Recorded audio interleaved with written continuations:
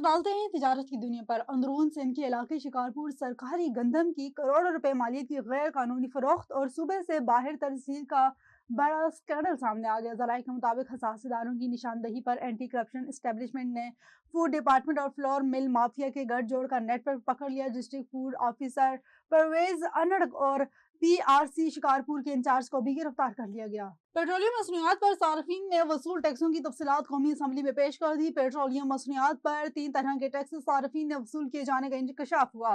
दस्तावेजात के मुताबिक सार्फिन ने हाई स्पीड डीजल पर 78 रुपए, पेट्रोल पर 82 रुपए टैक्स वसूल किए जाने का इंकशाफ हुआ। हाई स्पीड डीजल और पेट्रोल की मद में सार्फिन से 10% कस्टम ड्यूटी की भी वसूली की जा रही थी। साबिक वज़ीर सनअत और तजारत एसएम तनवीर ने कहा है कि वज़ीर आला सिंध से दरख्वास्त है कि गुल प्लाजा के मुतासरा ताजरों की हर मुमकिन मदद करें। एसएम तनवीर का कहना था कि चीफ मिनिस्टर गुल प्लाजा में आग लगने के वाक़े की फौरी इंक्वायरी करवाएं। जो बेरोजगार हुए सिंध हुकूमत इनकी भी मदद करे। साबिक वज़ीर सनअत और तजारत ने कहा है सिंध हुकूमत बेरोजगार अफराद के लिए कोई रोजगार का बंदोबस्त करे। ये तनकीद का वक्त नहीं, हुकूमत मुतासरा अफराद के लिए जो कर सकती है वो करे।